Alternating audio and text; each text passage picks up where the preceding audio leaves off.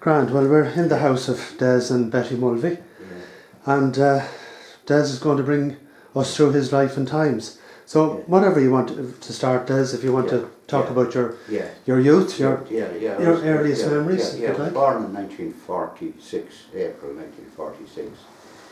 So that makes me 70, just gone 70 years old at the moment, and heading towards 71 and in reasonably good health.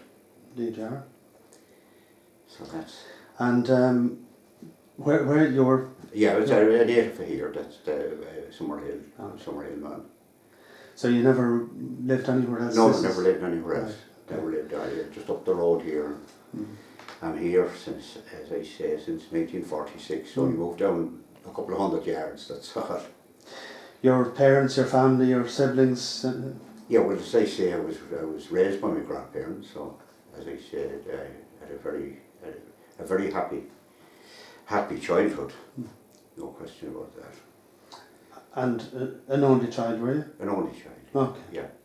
And do you have any particular memories around your earliest memories? I do. I remember probably going back to about 4-year-old. Right.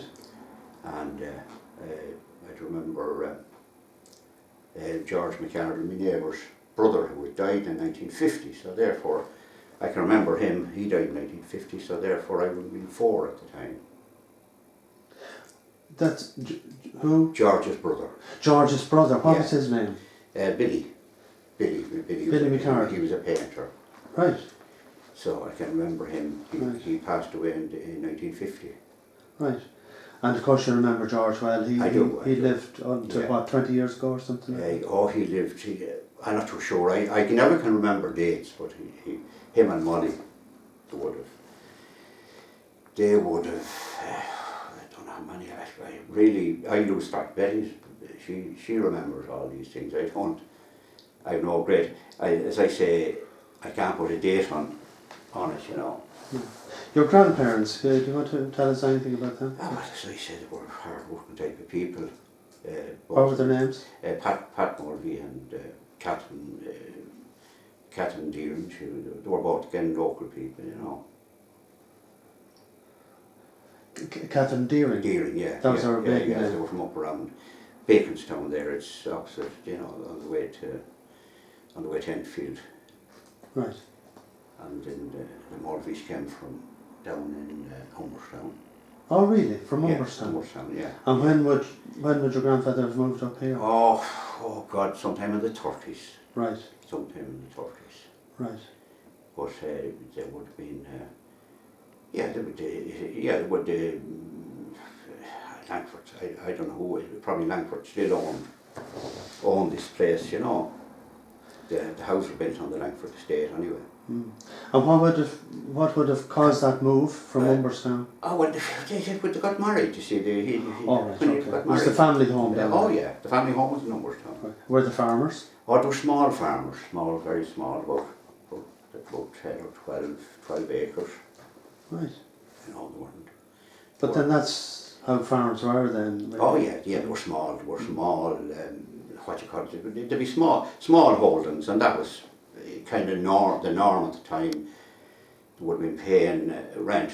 That would be pre-Irish Land Commission to be paying rent to a landlord, and then probably the thing wrote the landlords.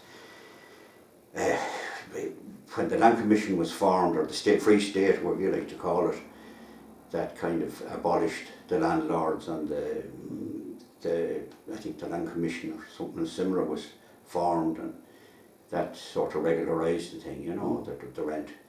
And do you know anything about rent collecting?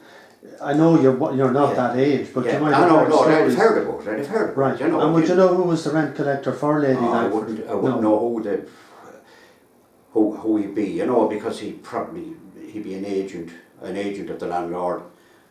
I wouldn't have known any names, No. Do you have no memory of your parents? No. Right. No. No. And Christmas or Santa Claus or anything like that? Oh yeah, that's Santa Claus. I always said Santa Claus anyway. But that was a big deal at the Oh, it's time. a big deal. Oh, yeah. Well, that's the only three things. Wasn't that much knocking around at that time, you know. And of course, you'd remember the bazaars or whatever they were called in support of the the church. Oh yeah, Every Christmas. Oh yeah, whatever be in the hall, you know. That's the old hall church. There'd be what you call it, somewhere in Dramatic Society that have plays down in the old church, the old hall when I was a kid, and that'd be the Christmas. You know, there wasn't a lot. There wasn't a lot because it was pre. In my young days, I remember when the electricity was the road electrification came. You know. Prior to that, it was the paraffin lamp. You know. And can you describe, say, a house, any house? Any house. We'd have the open fire, and the light was by paraffin and a candle, and that was, I certainly, that was the case in the early 50s, immediately probably after the war, you know. Yeah. And of course, the modern home and that, there's no comparison, because all the electronics that we have now. Yeah, it's a totally different. There was none at all. No. Completely changed. Like it's a complete. It's to live through. It's a total revolution, I suppose. You know. Well, that's exactly it, Des, isn't it? I mean, the difference between 1950 and even 1980 is just extraordinary. Yeah. Well, the thing, we moved on very fast. We moved on extremely fast in that period of time. You know. And can you remember the electrification? Can you remember? I can remember looking up and getting the house wired. There was there was a fella. No, that's your old house. The electrician. The electrician to me, that trade wouldn't be known at the time. Possibly in the cities it would have been, but in the country it was. This guy, he was like, he'd be like a professor really. So this guy, he was from, I think he was from Longwood, O'Hara was his name, you know, and he'd come and he'd put in his one socket and a light in each room. That was the sum total, you know. And then there was some guys that weren't electricians and they were fairly handy with the cables. They even sufficed, you know. So they weren't all electricians, and there wasn't many houses burned even at the time, I know. It was pretty basic now. But it transformed the house, I'd imagine. Oh yeah. Well, when you turn on the light, it's a totally different light appearance altogether, you know. Sure. In terms of comfort, because to come in and have no light and have to search for whatever candle or matches or whatever. It was probably it's like the fellow with the water. What you never had, you never miss, you know. So it was fine. Of course. You know, but it's when you look back, you think there was a differ, you know. Yeah, absolutely. You know. And of course, together with a light, there were a whole lot of other issues. I mean, there'd be very, very few homes would have had bathrooms. Oh no, well that's what I'm saying. That was it was. The council would have been built. Them houses were built by Meath County Council at the time, and there was no outside dry toilet and a little shed, a bike shed, for want of a better word, and that was it. Yeah. But that was the case everywhere. There was farmers' houses. That's right. Big farmers' houses had the same facilities, you know. So it wasn't that unusual about it, you know. No. You know. There was really we wouldn't even describe them as mod cons now, but there wasn't really anything that we'd be able to live with now. No, there was nothing. Well, it was all basic, and there was no what you call it, fuel for the fire. Like the fact that you didn't live near a bog, you weren't able to have your own fuel. There might be a turfman might come round and sell turf to you by the bag, or if you were able to go to the bog maybe and cut a plot of turf. But the people in the bog were in a better position than the people away from it, you know. Sure, and if you didn't have land, you couldn't, you wouldn't have timber. You wouldn't have timber, you wouldn't have the milk, then you didn't have a milk delivery, so you had to in our situation, we used to keep goats, and that was you'd be from a young age to milk the goat, and there's no doubt about it. It's probably, if there was, it was healthy milk, you know. Sure. You know, Sure. but probably the people today wouldn't drink it, you know, because it was very strong milk. But I remember as a child drinking it, you know. But when you're used to it, it doesn't make any difference. Yeah, because it was, but you can't get it. As I say, it's a bit of an industry now, do you know, the goat's milk. But that time it was the poor man's cow. That was the only way to describe it. And there was no, you couldn't buy milk by the bottle. If you could, maybe it would have been different, you know. Sure. And at least in the country, you'd have some access to farmers who had a cow if you didn't have the goats. Yeah, well I tell you, what you call it, were George McCarroll's mother. I don't remember his father, he's probably dead. But they always kept a cow, and you'd never be stuck for a bottle of milk. They were decent people enough, you know. You know, there was the majority of farmers were like that, you know. Sure. Okay, they were obliging, you know. Perhaps, or would it be right in thinking that the absence of a fridge, of course you wouldn't have missed it, or it wouldn't have been such a big deal at the time. No. But looking back, it's a hugely important piece of equipment. It was, yeah. Well, see, the thing about it is that the people used fresh, you know, fresh produce, like that have the milk probably in the bucket of water, and they didn't use a lot of what they call fresh meat. They probably went a lot to bacon. I know it certainly. I remember that bacon was pretty well used at the weekend to be beef, you know. Like we were always lucky enough on that, you know. We always were able to get a bit of meat at the weekend, and have the beef at the weekend, and the what you call it, the bacon. Then the bacon and cabbage probably in the middle of the week. So the bacon is stuff that was able to keep, you know, because and it's probably kept a garden. It was sorted. A vegetable garden. There was an acre, sure, and you kept.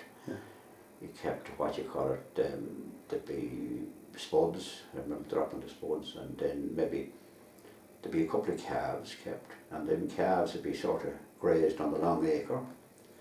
Yeah. And when I come home from school, I'd have to go hunting looking for them, you know.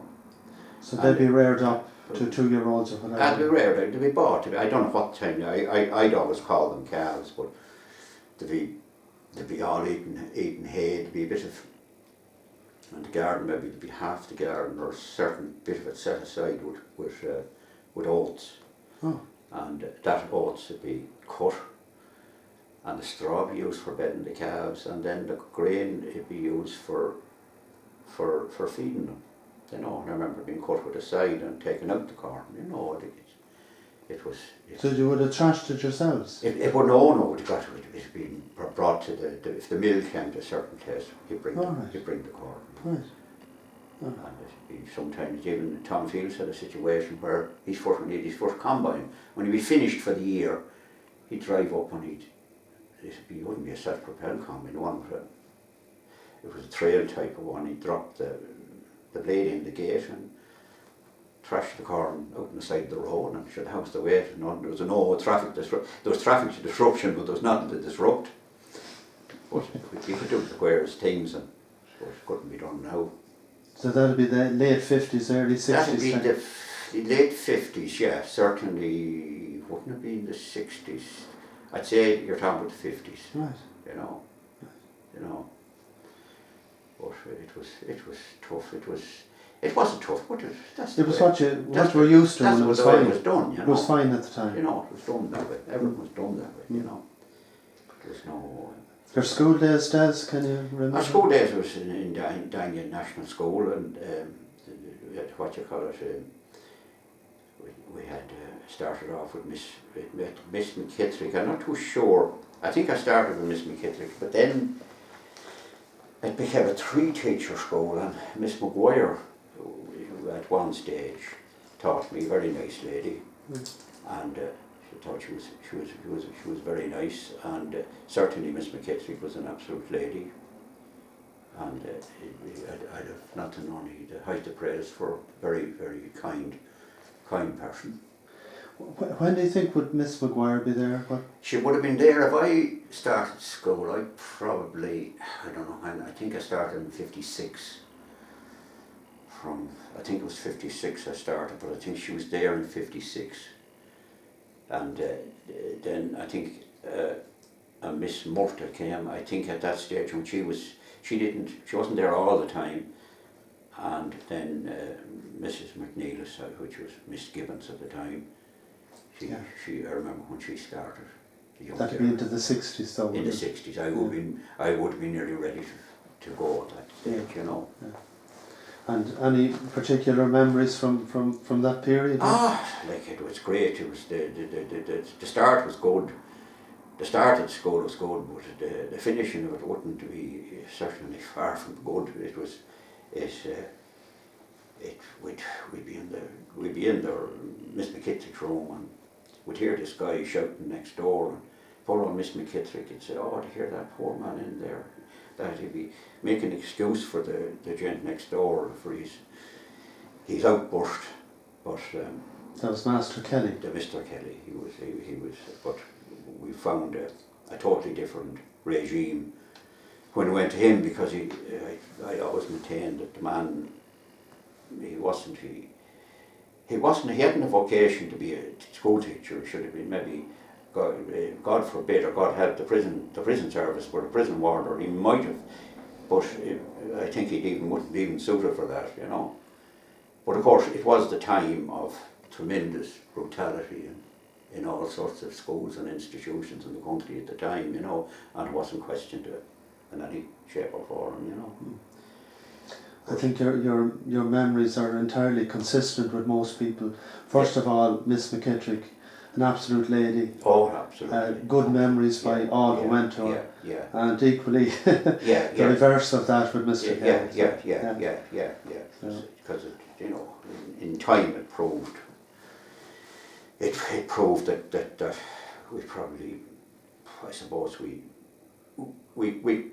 all could have done maybe a bit better if we were lucky enough to get the right type of man at the time, you know, like they were very lucky and cool. Possibly if it was cool I was sent to, it would have been better, because I'd have Martin MacDonald, who seemed to be, he was the last man I ever was at school to, was Martin MacDonald. Right. Because the situation was the day when you had to do your quarter at the time. You were 14 and 3 months. And I stayed on. You could leave, technically, you could leave the school at 14, but I was 14 in April, and of course I was told to stay on and do your primary. That was my instruction, so I rightly carried on. And the night before, the day before the primary, Mr. Kelly steps up and he says, "Mulvey," he says, "you don't come in here tomorrow." Okay, so when I went home, I said this, and the old man, he says, "Does he go?" I says, "No way," says he, "you're doing your primary." And he hops on the bike and down to Martin MacDonald, and he said, "This lad, they're going to do his primary tomorrow." And Martin says, "Oh, well, Pat, he's quite, send him down, he's quite entitled to." So I went down. That's to go to school? No. Oh, sorry. To switch the teachers. Yeah, you're right. On the day. So you ignored the first direction, and you went. Because Kelly told me not to turn up. Yeah. Not to turn up. So that, therefore, then I went down on the morning of the primary, very badly equipped, a biro, which naturally you'd lose points by using a biro. Now you were expected to use either a fountain pen or a straight pen to do your, that was the accepted piece of equipment. So I battled through it anyway, and I think about 3:30, I think it went on to about 4, but 3:30, Martin said to me, "Well, Des, you're finished, you can go." And that was the last day I stood in Dangan School, because I couldn't go the next day, because I had to face the wrath of my previous teacher. So anyway, come September when the results were out, when some of the kids from the locality, I don't know whether maybe the young Leidens or maybe they come up with certificate rolled up.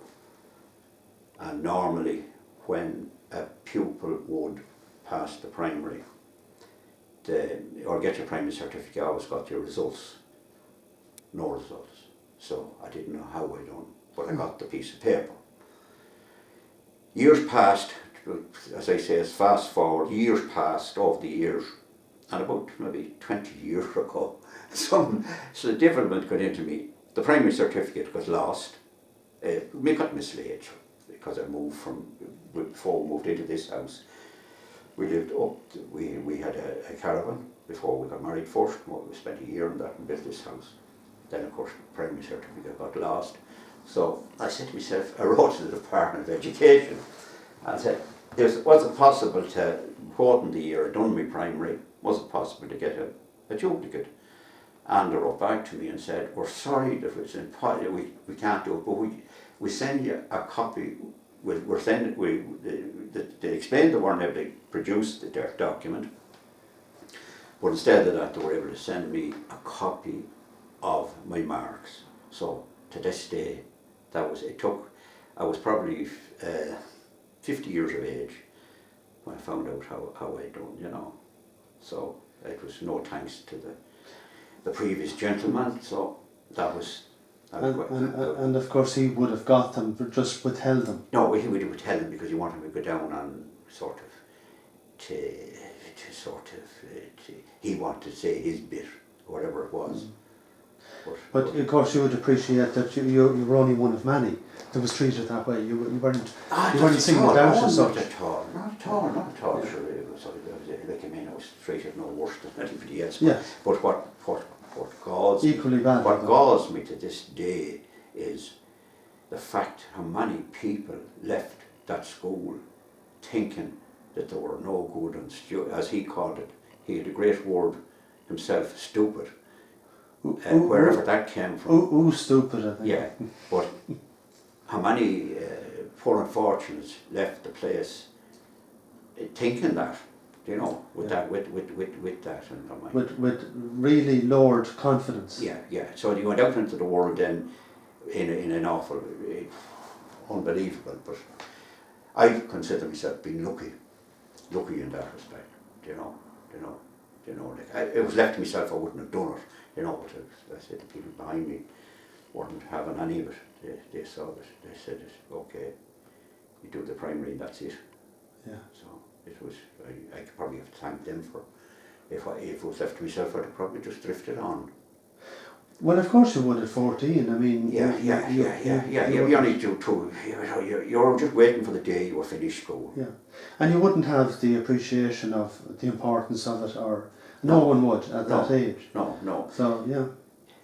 And then, after leaving school, then I was in the sort of limbo immediately after leaving school. I would have been. I said it was 14 in April. I left school in June. I think the primaries in June, and July. Then I didn't know where I was going. So there was a guy. He would have been. He was married to Johanna Byrne, Wally Brown. He used to do bits of building, and he was slating sheds down in McCormick's, and he was looking for a youngster. So I decided I went down and I worked with him for a few months in McCormick's and a couple of jobs. Maybe he'd be going around doing little jobs hither and Trim and over in Killeen. And then he went tight in work, and I had no work then, and I hadn't got, at this stage, I had got my results. I knew I got the primary. So there was I was too late to go to the tech at this stage. The technical school had started after, it'd be the September or thereabouts. So to bridge the gap, there was a vacancy in Shaw's for a yard man, or a general dog's body, or whatever you like to call it, washing bottles and all this sort of thing. So I went there until Christmas, and then after that I even though it was a half term, I went to the Tech then. Right. And that was, but then when I went to the Tech I realised the nice people that were there, the teachers were absolutely brilliant. So you had John MacDonald. John MacDonald, you couldn't meet a nicer man. Paul Garrett, he was the principal. They taught the mathematics, and McDevitt, he was a Donegal man. He done the English and Irish, and then we had with some religious instruction. We'd have the priest to visit twice a week, and physical training. It was a grand place, and it's only that sort of made me think how we were sort of how would you say the raw deal we had, you know. Completely neglected, really. Yeah. So, but not saying in the Tech we weren't let away with murder. It was far from that. You had to toe the line and do your best, and if you didn't do your best, you were do capital punishment at the time, or corporal punishment, not capital, corporal punishment. So you get the rap of the stick, and MacDonald would be cutting out. He'd have the saw going, and of course when he copped you that you weren't paying, that you were acting the maggot when he was cutting out the timber. He'd the last bit of the saw, he'd come over me, break it across your back, and then there'd be an outburst of laughing, including himself. The way he loved to surprise you, but you could see that there wasn't, that vindictiveness wasn't there. Oh, no. And then when it come to we went on an excursion every year, and £6 a week you paid for your excursion money. And then what happened then, naturally you'd have the £6. But Alice Brady had a little shop across the road from the Tech, and I don't think I ever saw a cigarette in a packet. They were always in loose. So £2 for a cigarette. So you'd wind up with the £6. You went over and you bought your 3 cigarettes. Then Mr. MacDonald would come in and I want money, he'd say. And I'd go around, you collect the £6. This next thing come to maybe myself or a few lads like myself. And Mulvey, have you any money? No, sir. Why? I forgot. Empty your pockets. Empty the pockets, you'd be trying to avoid taking out the cigarettes. Then cigarettes be put out on the table. Oh, you're able to buy cigarettes, you'd say. So he used to smoke the pipe. Yeah. What would he do with the cigarettes? He'd break the cigarettes up and put them in the pipe and smoke them. that was getting the better. You're able to buy cigarettes, but he was an absolute, the poor man, and I think he had a bad chest, but he used to make them, you know, he used to do that. That would really to get at you, you know. So I smoked your cigarettes. Yeah, he wouldn't smoke. He'd break it up and put it in there. But a total gentleman. Oh, an absolute gentleman, and the other man that used to substitute for him, Paddy Hayes, because Paddy Hayes done the drawing of this house when I was building it. Paddy had found him an absolute gentleman, you know. So yeah, a good experience. Yeah, it was great. It was kind of you could give it the impression that okay, all the school days aren't bad days, and the modern day is great now for the young people. You know, they enjoy going to school. Any of the youngsters I know. Pals in either the primary school or secondary? Beg your pardon? School pals, any lads? Well, I'd have, I'd have probably Paddy Flynn and myself and Paddy were the last of that class. So as a result, we would have been, you know, we'd been the big lads. So the last year we sat on the big long desk at the back, it was a spring in it. And of course our good friend gave up on the two of us and left us there to sort of vegetate. But to this day now, when Paddy comes home from England, we always meet up, you know. You know, we like to have a chat about the good days, if there were good days, but that was the, and I had what you call it, Pat Barry was a good old friend of mine, and to this day the same, you know. And did either of them go to Trim with you? Or? Pat did. Oh. Pat did. Paddy didn't. Paddy went off to work. And as I say, I left Paddy behind me. Paddy is. I was April 46, and Paddy was July 46. So he had to endure a month or two or thereabouts after I leave, and you know. So he would have been the last man standing in that class. So I know they were good old times, you know. When you went working officially then? I went working officially. The gas thing about it, I started off, when I was going to Tech, I got a job, for the summer I got a job with a farmer, a man over in Mulvey, McGarry. He was a dairy farmer, quite an extensive farmer. He had a couple of outlying farms. He had one in Lowtown, down Aristown way, and another down in Believer. And I went working for him in the summer, and it was really, I was enjoying it big time. And even when I went to go back to school, he said to me, "Are you ready to go back when are you going back?" "I'll be going back." I went, "Well, you better go back." He says, I don't want to keep you here. So, Julie, I went back to school.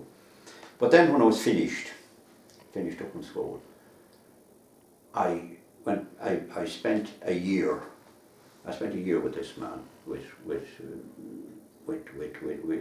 McGarry, milking the cows and doing all the farm work. But I was okay, but when I was down to reality, I was getting unhappy enough about it. So then I decided that I'd go to work at the building, because that was kind of, from my start with the Lord of Mercy and Wally Brown, probably gave me a little bit of an insight into the construction game. And it even goes back to when I was a child. A very strange thing happened. When I was going to the national school, they were building Thompson's house down the road here. A builder from RD was building it.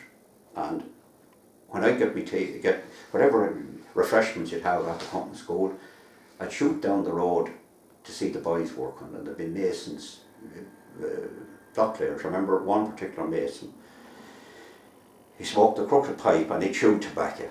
And I was only a young lad, I could be maybe less than 10-year-old. And the strange thing about it, when I arrive on the site, they'd say, "Oh, here's the tackle works coming."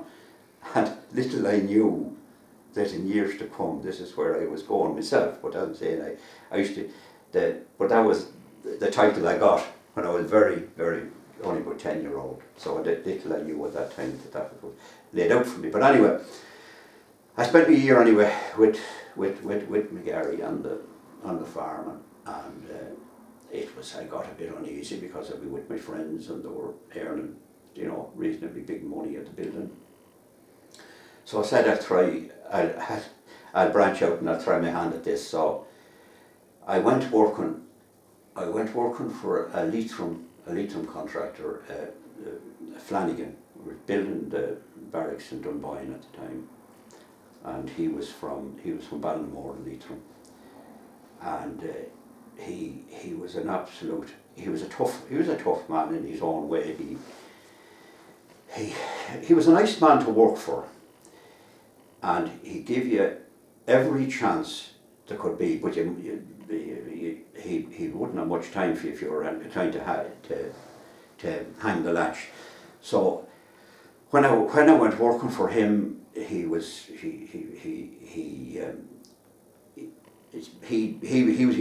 what I'd call a gentleman builder. He'd be going around in a big Crombie coat and a big Riley car, the wife then a fur coat, and he wouldn't. But anyway, it took a notion when I went to work for him. He was a terrific carpenter, and so was his foreman, a great friend of mine up till he died. And he said to me one day, he says, the windows were delivered. They were sash windows, up and down sash windows. So now he says, we're going to put in those windows. There was 2 houses and the police station. We're going to put them in on Monday now. He says, you have to be on your fit and able. Oh, God, say no problems. Anyway, he used to take Figueres of working. So I spent a week with him putting in the windows, and he showed me all the tricks in the book, squaring the window, wedging it, and all to that. So he took a great interest in me, and not saying, he'd always say to me, as long as you're prepared to work with me, he says, you'll always have a job. He says, and says he don't think, like when you go to other places, you take on a carpenter, and the carpenter, he'd say to the carpenter, no, you're going to work for me. There'll be days I won't have any woodwork for you, but I don't expect you to stand up against the wall. He says, if you're pouring concrete, all hands on deck, you must muck in. So that was his way of doing things. So I owed a lot of me, as I say, whatever little bit I picked up, I would have picked it up from him. We were done then, after finishing the barracks in Dunboyne. We'd on down to Carlow to build an office for the Irish Life. And again, there was part of the crew, the foreman, an old ganger man, and myself, and that was the constant crew. Then when you arrive into town, you take on you take on bricklayers and carpenters and various other people, and that's where I'd have worked for a good few years. And then he went belly up at one stage, and the foreman at the time got a job with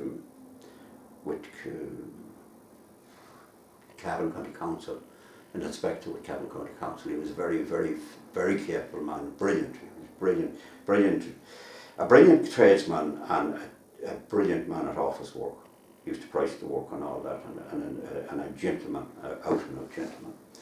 So then a stage came, he decided he'd have another go at the building with a much reduced staff. So it was reduced to myself. He came down here to me. He used to come to the house before I was married, and he asked me, would I come back? We're going to start again. He said, oh God. I said, he'd all the equipment and everything. So anyway, I was very young. I wasn't even 20.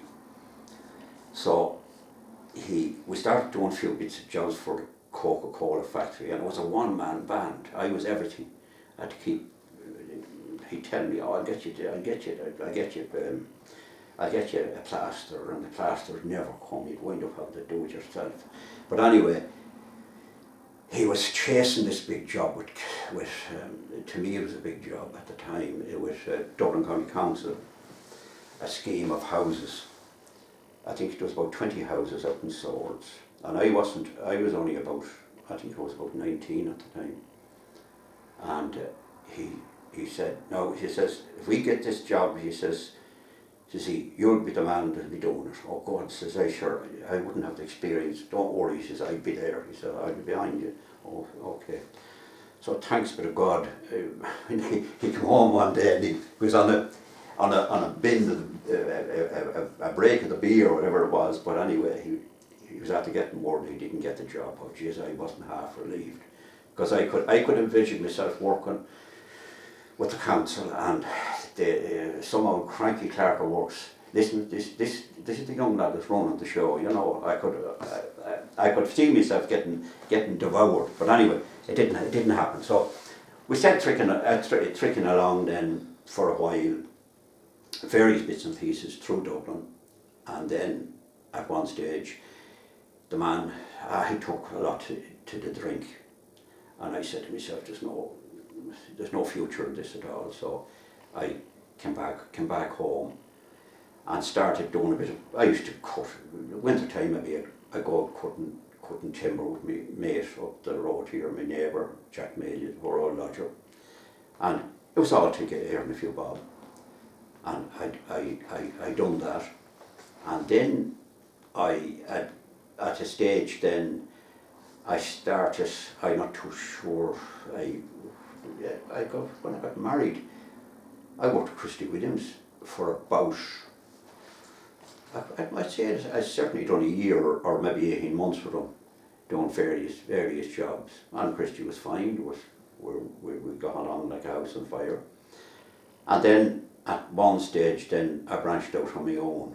Now my own, it was a kind of a job, and you'd be a kind of a journeyman doing bits of jobs here, extensions, and maybe putting a roof on re-roofing a house, and odd bits and pieces. And then I remember the biggest run of work I ever got. I was with Kevin Hayes. I think I spent a year, 18 months with them over there. He'd done various work for, built a granny flat, done a lot of work around the place. And then I got to the stage, I took on another fairly big job in Summerhill. It really, it was an extension to a house. And I said to myself, am I kidding myself at this? So I was hearing about all these boys working in the place like Leaf and the meat factory, and I said to myself, sure, I'm a fool. I have no stamps, no security, young family, I had 2 young kids at the time. I said, to hell with her. But I went home, threw the tools in the corner and said, I'm going in to look for a job, and got the job.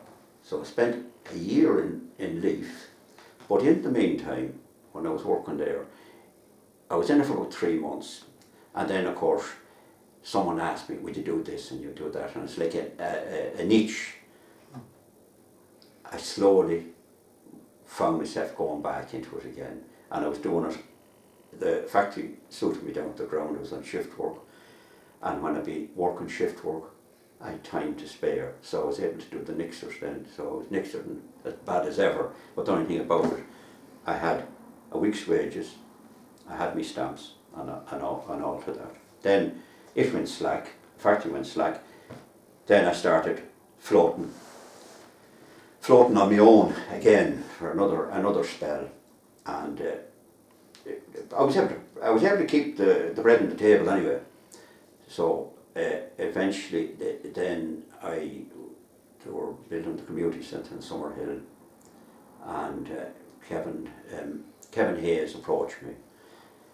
They were looking for a foreman at the time, and apparently Anko was insistent that they had a foreman on the job. So Kevin approached me, and I said, "Oh, I'm not too sure about this now, because it's kind of working in your own locality. You know, you can be okay. You have to be extremely careful. You know, but you mightn't get what would you say? People could look on it a very negative. You know, say what does this fellow know? He's an out and out chancer and all this, and all these thoughts run through your mind. So I said, with a lot of thought, I said, okay, Kevin, I'll give it a go. So I gave it a go anyway, and I spent, I don't know, I suppose a year or thereabouts. When I arrived, the walls were halfway up. So I saw it through to the end, and then I moved on. Poor father Abbott had a little, the old hall and cool, and he mentioned to me before we're finished, I wonder would Anko be interested in renovating that? I said, sure. We'd ask them anyway, so I think maybe I did ask the supervisor, my own supervisor, and oh yeah, there was no problem, they'd done it. But then I was after spending a year or 18 months in reasonably well paid. Now I'll have to be very, very honest. I consider myself to be reasonably well paid. Now I could have stayed on after the cool job. There was a job coming up in Dublin, it was some hall for the Church of Ireland on the south side. And I said, okay, I'd probably do it. I'd go, but I'd say I'd have to bring some of my own men with me. I'm not going to go up to Dublin Red Raw and take on a young crew, young lads. I want to bring a few of my own people. And they said, right, if that's the way you want it, we'll arrange that. And who was planning this? Who was? I was. The Anko were planning after finishing the little job in Cool. Right. So, when in the meantime, I was looking at the guys that was working for Anko, my supervisors, and now I said these boys have a handy old number, And I said, wouldn't I should be thinking something somewhere in that line. So they got anyway. A job came up, a clerk of works position came up in Dublin City Council, Dublin Corporation, and in Dublin County Council. And I applied for both. Got called for interview for the Dublin. Now just shows you how maybe I was featherheaded, but anyway, called for the interview for the Dublin County Council project or the position, and arrived on the day, and I was sitting around above in O'Connell Street, and I think it was a 12:30 interview. Looked at the watch, 12:30, 1:45. Jesus, a stranger called in. So this guy come up to me. He says, "Can I do anything for you?" I says, "Hey, I'm here for an interview." He says, "That was yesterday." He says, "Oh God." And he looked at me and he says, "I was on the interview board," he says, "and if the other two people were here," he says, "I'd interview you." Oh, says I, "Look it. No harm done," says I. "I'm in for another one," says I'm also in for the job with Dublin Corporation. So I made no mistake, I didn't miss this one, so I went up to Danger Street and done the interview one for the permanent, which was temporary clerk of works was easy enough to get. Not easy enough to get.